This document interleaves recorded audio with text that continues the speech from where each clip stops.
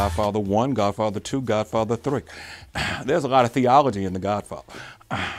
Keep your friends close, keep your enemies closer.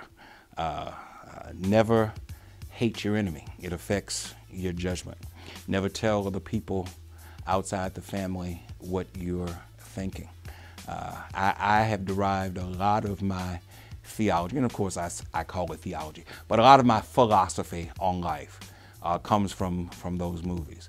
And it's not, people who really watch The Godfather, well, no, it's really not a gangster movie. It talks about gangsters. It's really a movie about family. It's a movie about commitment to family and the lengths to which one will go to protect his family. And when you look at it from that point of view, not the violence and all that other stuff, but when you look at it from the point of view that it's actually about a family trying to progress and do the very best that they can, there's a lot of wisdom to be found in those movies. But if you ask me for the top 3, it's not hard for me at all. Godfather 1, Godfather 2, Godfather 3. Michael Corleone, he's my guy. Just when I thought I was out, they pull me back in. One of my favorite scenes of all time in the movies.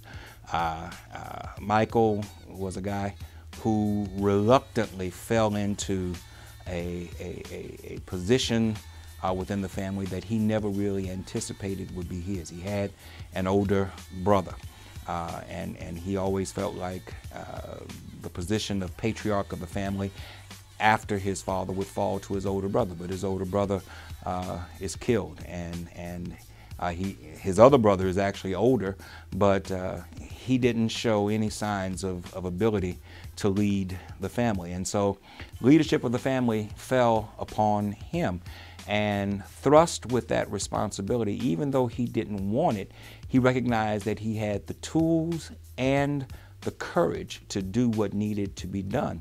And once he accepted that that was his role, he embraced it with everything that he had within him, and he did it to the very best of his ability. And it didn't matter who got in his way. He was going to protect his family no matter what. I find great strength in that. It's not exactly the same as my own story. I do have an older brother, but there was never a question that this life, ministry, was never on his agenda. So it's not like it bypassed one and fell to the other in that regard.